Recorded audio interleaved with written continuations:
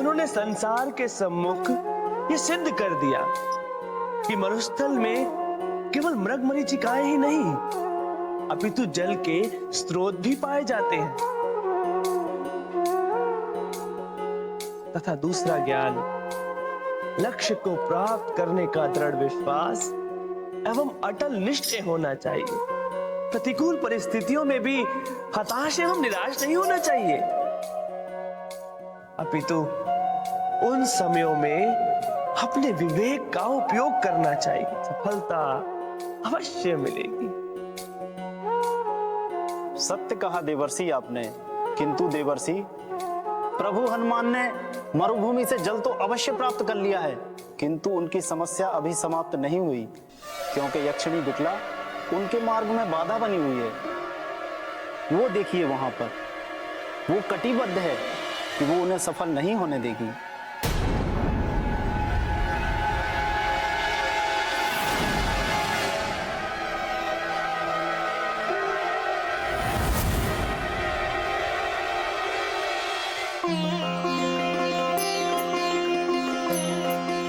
मरुस्थल के इस जल को देखकर देवी यक्षिणी बहुत ही प्रसन्न होंगी। उनकी सारी चिंता समाप्त हो जाएगी। उनकी सुरक्षा में रहने वाले वन पुनः जीवित हो उठेंगे।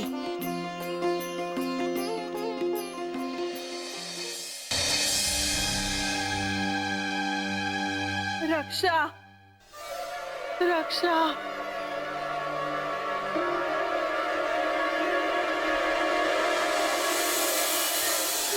कोई मेरे जीवन की रक्षा करो, मुझे पानी पिला दो।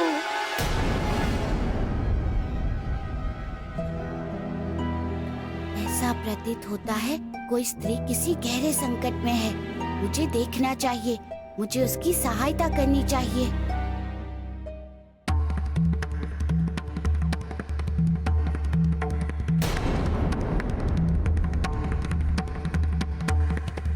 मेरे जीवन की रक्षा करो।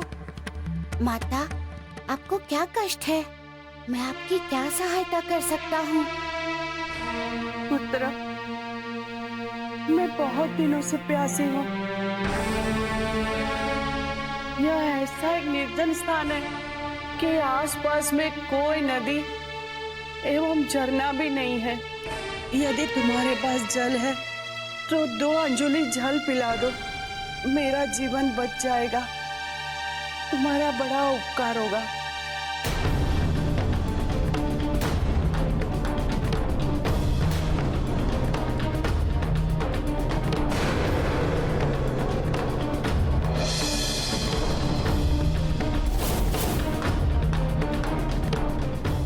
क्या करूं? ये जल तो वन के लिए है, पर एक सन्यासिनी का जीवन सर्वप्रथम है।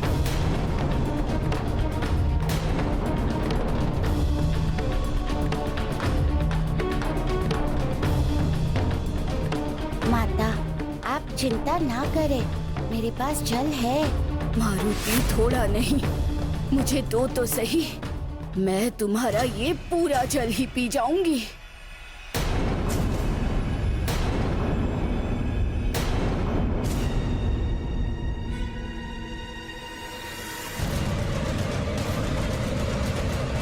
प्रभु हनुमान ने यक्षिणी को अच्छी सीख दी, किंतु देवर्षि मैं एक बात समझ नहीं पाया कि उस पात्र का जल समाप्त क्यों नहीं हो रहा था।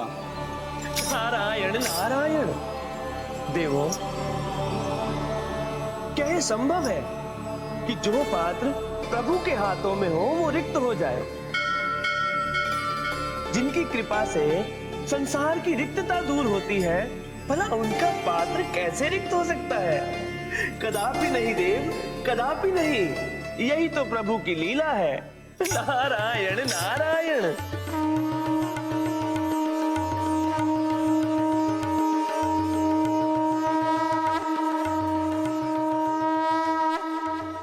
देवी यक्षिणी, देवी यक्षिणी कहाँ है आप? ये देखिए, मैं जल लेकर आ गया हूँ।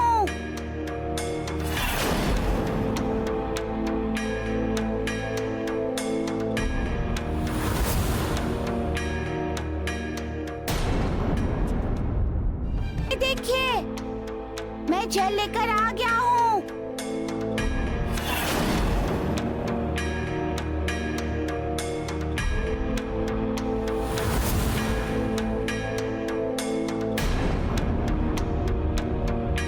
मारुति, तुम मरुस्थल का जल लेकर आ गए? हाँ देवी, ये देखिए, इस पात्र में मरुस्थल का ही जल है। तब तो इसका परीक्षण अभी हो जाएगा। कैसे? यदि इस पात्र में मरुस्थल का जल होगा तो इसका स्पर्श पाते ही इस वन के सारे वृक्ष पुनर्जीवित हो जाएंगे। जल को वन के वृक्षों पर डालो।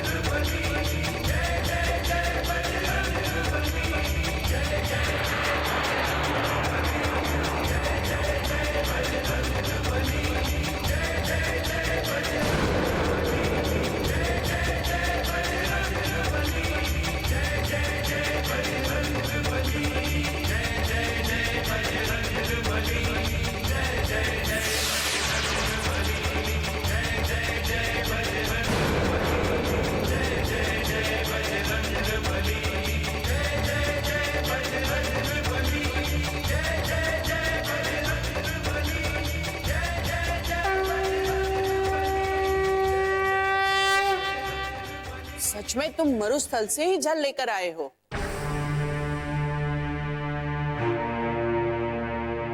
मेरा वचन पूर्ण हुआ। अब मुझे आज्ञा दीजिए, मुझे जाना है, क्योंकि एक अत्यंत ही महत्वपूर्ण कार्य शेष है। विकलांग, तुझे अपने प्रतिशोध के यज्ञ की पूर्ण आहुति के लिए मुझे रुद्रावतार को रोकना है।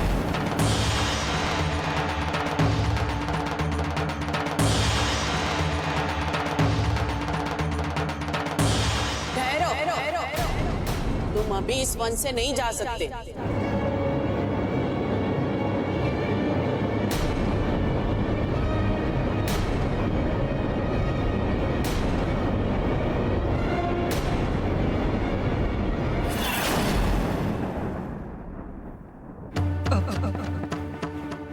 मैं इस अग्नि ताप को और अधिक सहन नहीं कर सकता। मेरी शक्ति हो रही है। अब मुझ में मेरे प्रभु को पुकारने की शक्ति भी शेष नहीं है। प्रभु, प्रभु।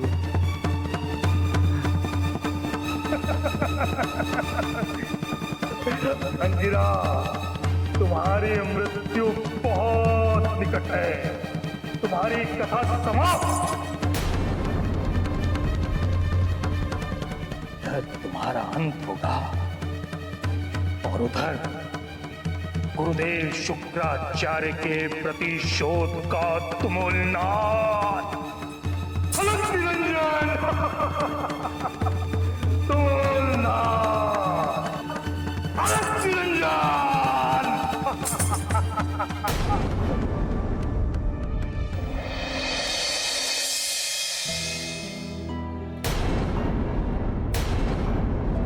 क्यों माता, क्यों नहीं जा सकता इस वन से? मैंने तो आपके कहे अनुसार इस वन को जीवित कर दिया है। फिर आप मुझे क्यों रोक रही हैं? इसलिए कि इन तोड़े हुए फलों को उस वृक्ष पर लगाएगा कौन? ये आप क्या कह रही हैं माता? भला ये कैसे संभव है? जो फल एक बार वृक्ष से टूट गए, फिर उन्हें वापस कैसे वृक्ष पर लगाया जा सकता है? ये बात तो तुम्हें फल तोड़ने से पहले ही सोचनी चाहिए थी। स्मरण रहे, ये कोई साधारण फल नहीं है। ये फल वे है जिसके कारण ही इस वन के सारे वृक्ष जीवित हैं। जब तक तुम इन फलों को उन वृक्ष पे वापस नहीं लगा देते, मैं तुम्हें जाने नहीं दूंगी।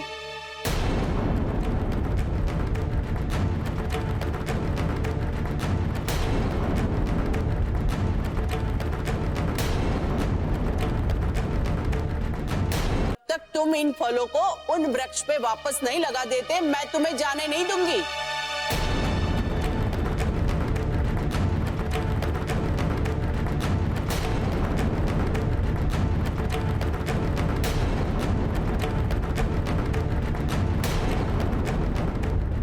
ठीक है देवी, मैं इन फलों को सभी वृक्षों पर लगा दूंगा, किंतु आपको मुझे वे फल उठा कर देने होंगे।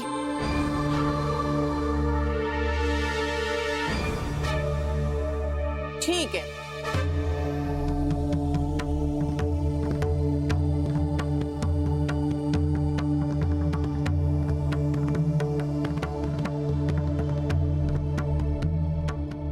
यक्षिनी, अब मैं समझ गया हूँ कि तुम्हारे हृदय में पाप आ गया है, कटुस्थित हो गया है तुम्हारा मन। तुम जो कर रही हो वो छल कर रही हो, इसीलिए तुम्हारे विचार के अनुसार ही अब इन फलों का भार हो जाएगा। तुम्हारे हृदय का पाप जितना भारी होगा, इन फलों का भार भी उतना ही भारी हो जाएगा।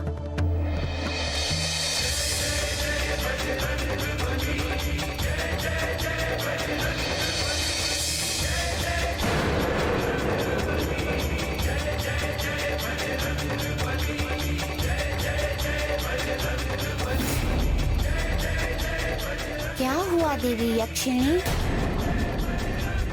आप फल देने में इतना विलंब क्यों कर रही हैं? शीघ्र दीजिए ना, कि मैं इन फलों को इन वृक्षों पर शीघ्र लगा दूं।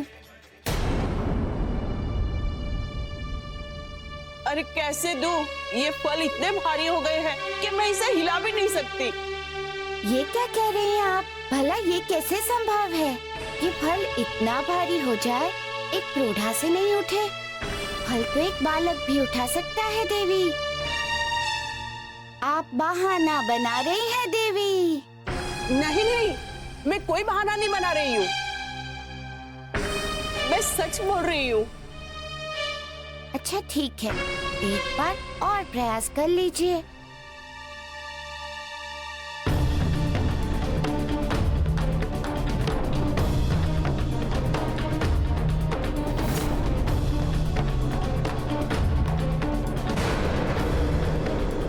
वानर बालक, मैं समझ गई, ये सब तुम्हारी ही माया है।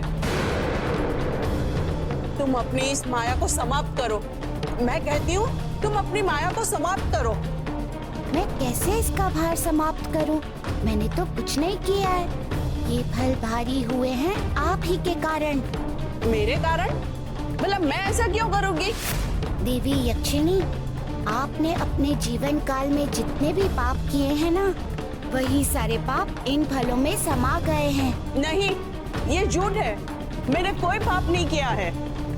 यदि आपको इसका भार समाप्त नहीं करना है तो मत कीजिए। मैं स्वयं इस भार से अपने आप को मुक्त कर लूंगी।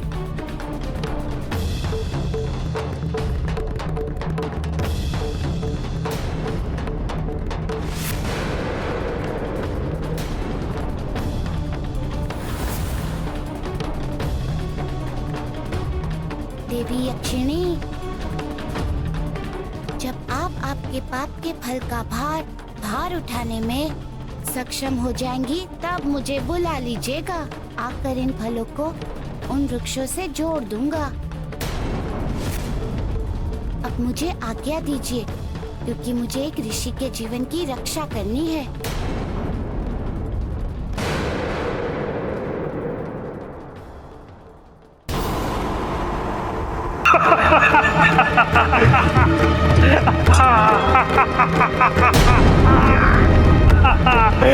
अब अंगिरा की लीला शीघ्र ही समाप्त हो जाएगी और उसके समाप्त होते ही संसार के सभी सप्तऋषियों का जीवन भी सदा सदा के लिए समाप्त हो जाएगा। अब तो नहीं बच सकता अंगिरा, किसी भी मूल्य पर नहीं बच सकता। अब हो गया तुम्हारा अंत, अलख निरंजन।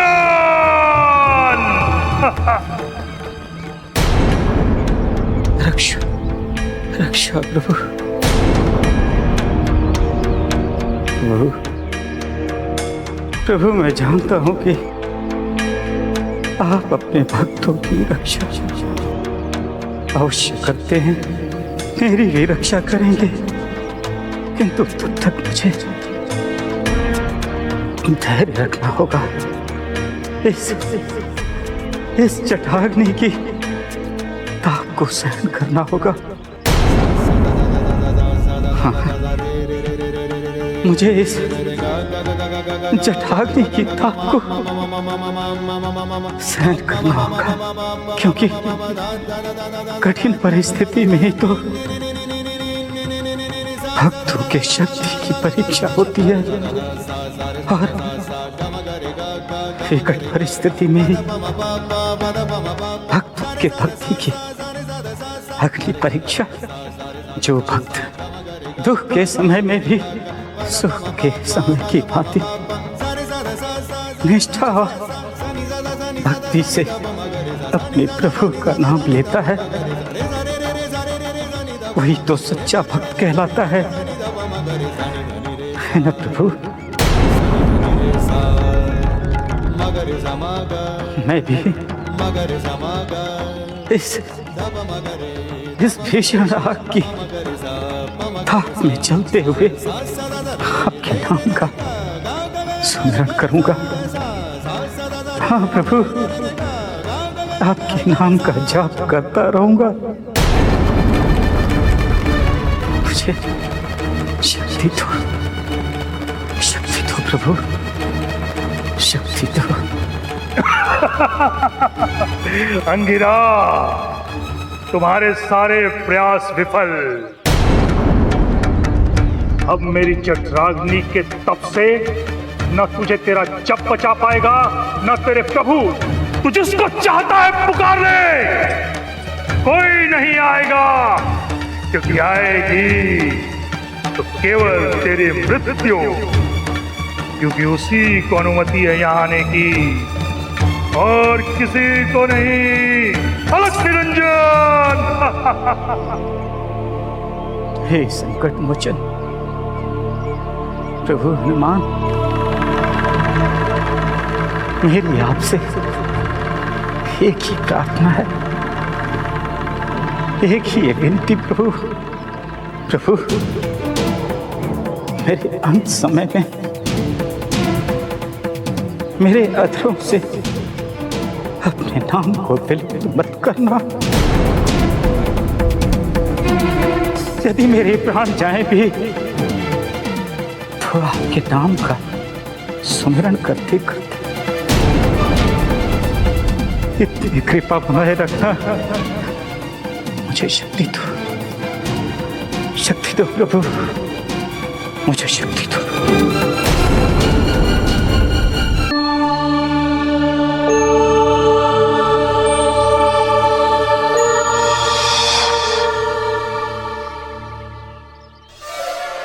इस फल का भार प्रतिपल बढ़ता ही जा रहा है। यदि स्थिति यही रही तो मैं इस फल के भार से कभी भी मुक्त नहीं हो पाऊंगी। मुझे लगता है मुझे मारुति को बुलाना चाहिए, वही इन फल के भार से मुझे मुक्त कर सकता है। मारुति, मेरे दंड से मुझे मुक्त कीजिए। हे रुद्र अवतार, मेरी पुकार सुनो, मुझे इस भार से मुक्त करो, मुक्त करो।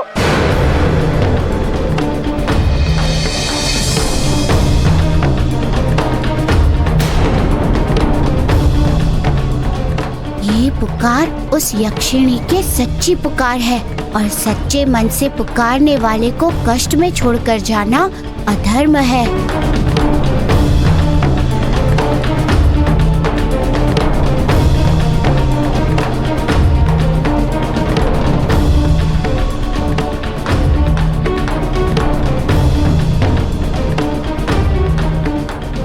प्रभु, आप कृपा कृपा निधानो, करुणा के सागर हो, संकट मोचन हो, मेरी रक्षा करो, मुझे मुक्ति का मार्ग दिखाओ, मुझे इस भार से मुक्त करो प्रभु, मुक्त करो। यक्षिणी, ये फल तुम्हारे पाप के कारण ही इतना भारी हो गया है। इस भार से तुम्हारी मुक्ति तभी संभव है जब तुम्हारा हृदय निर्मल हो जाएगा, जब तुम्हारा मन निष्पाप हो जाएगा तथा आत्मा गंगा के समान पवित्र हो जाएगी। उससे पूर्व मुक्ति संभव नहीं है देवी यक्षिणी। मुझे पवित्रता एवं निर्मलता के उपाय बताइए ताकि मैं अपने आत्मा को शुद्ध करूं। देवी, मनुष्य का हृदय निर्मल एवं पवित्र तभी होता है जब उसके हृदय में पाप के प्रति प्रायश्चित का भाव जन्म लेता है। और प्रायश्चित के लिए आंखें बंद कर अपने पाप का मूल याद कीजिए। पाप धर्म का मूल ज्ञान आपका प्रायश्चित होगा।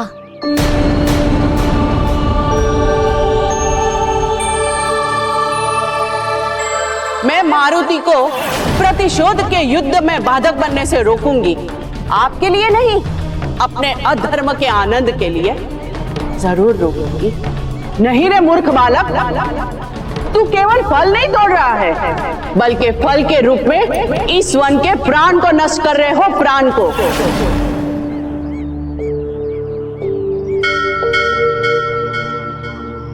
प्रभु, मुझे क्षमा कर दीजिए, मैंने बहुत बड़ी भूल की है। शुक्राचार्य के कहने पर मैंने बहुत बड़ा अधर्म किया है। ऋषि अंगिरा की रक्षा करने से आपको रोका। वास्तव में मैं दंड की अधिकारिणी हूँ, मुझे क्षमा करो।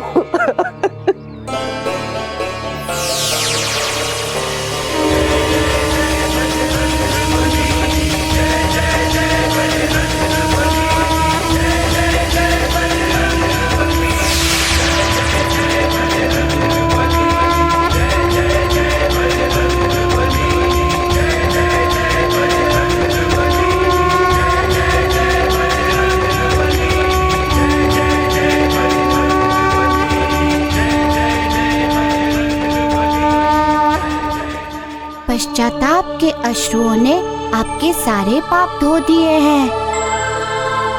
अब आप अपने पापों से मुक्त हैं।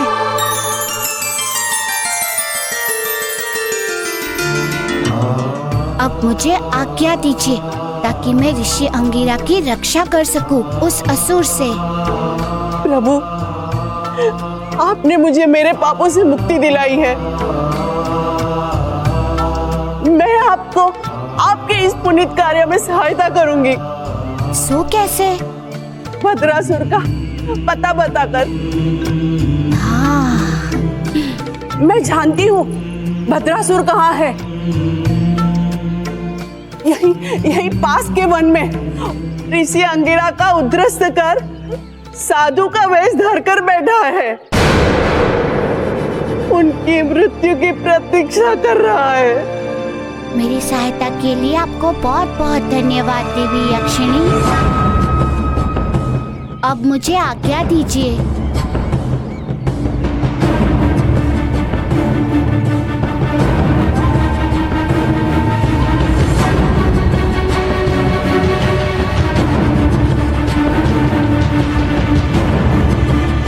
ना जाने किस अवस्था में होगे ऋषि अंगिरा।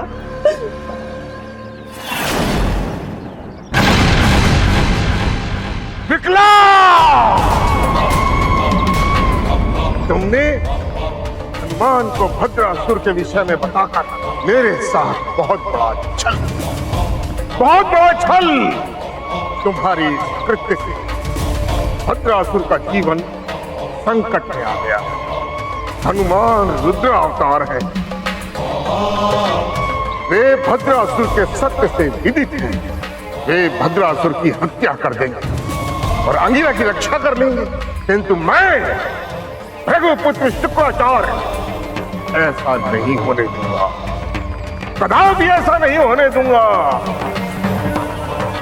मेरा प्रतिशोध अधूरा नहीं रह सकता। किसी भी मूल्य पर नहीं। मरना ही होगा अंगिरा को, मरना ही होगा मेरे शत्रु को। रुद्रावतार, आप प्रयास भी ना करें अंगिरा को बचाने का, आप भी उसे बचा नहीं पाएंगे। ये वचन है शुक्राचार्य का, वचन।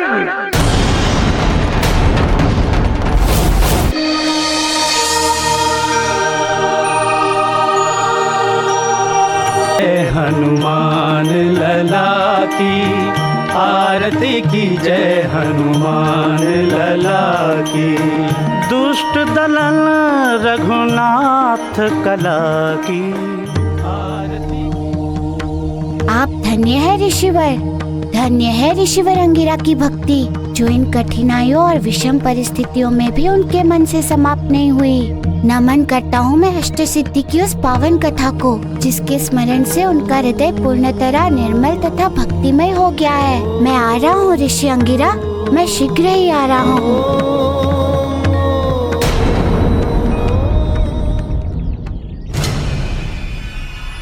मूर्ख ऋषि अंगिरा, तुम्हारा दुर्भाग्य है कि तुम अब भी मारुति की ही चरण वंदना कर रहे हो। यदि उसकी जगह असुरों की वंदना की होती तो संभव था मैं तुम्हें मुक्त भी कर देता, किंतु अभी भी समय है। मारुति के स्थान पर दैत्य गुरु शुक्राचार्य से विनती करो, क्योंकि वही तुम्हारी रक्षा कर सकते हैं, केवल वही और कोई भी नहीं। और तुम्हारा बेचारा मारुति तो यहां आ भी नहीं सकता, तो तुम्हारी रक्षा क्या?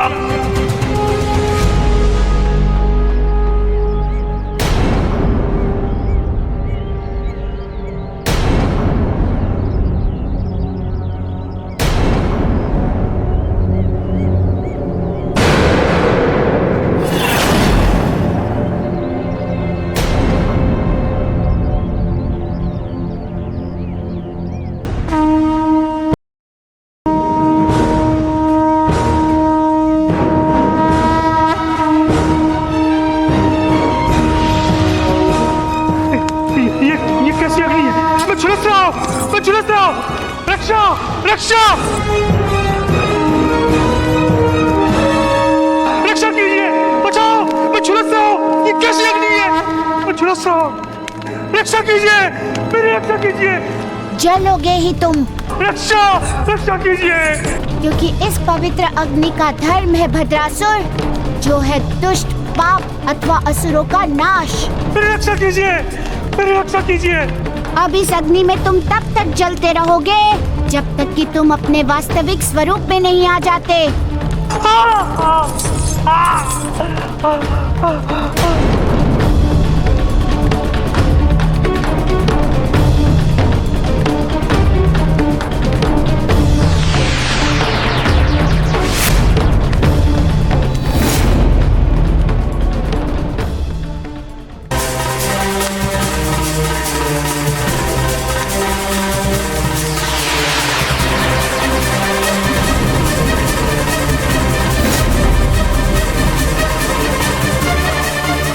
भद्रासुर, जब तक तुम साधु के स्वरूप में थे, मेरे दंड से सुरक्षित थे, क्योंकि साधु रूप में दंड देना दंड के विरुद्ध था।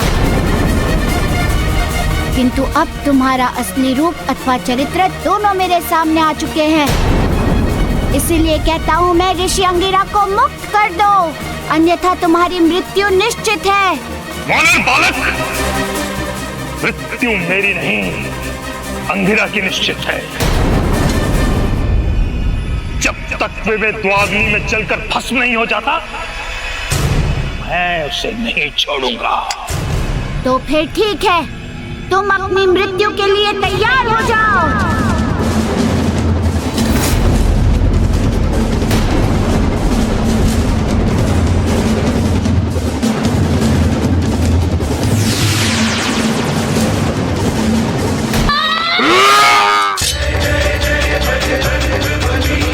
जय जय जय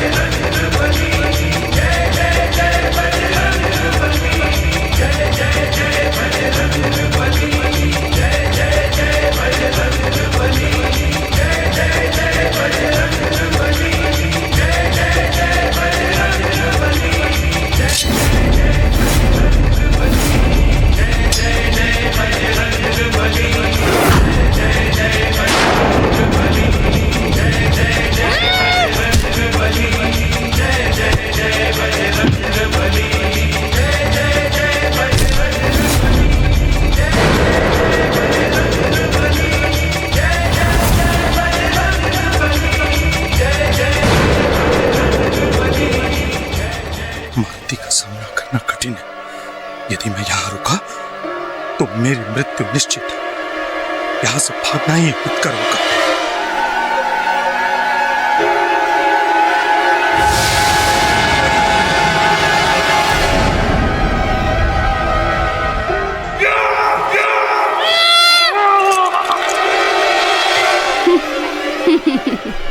भद्रासुर, अब चाहे तुम तीनों लोकों में कहीं भी भाग जाओ, मुझसे बच नहीं सकते तुम।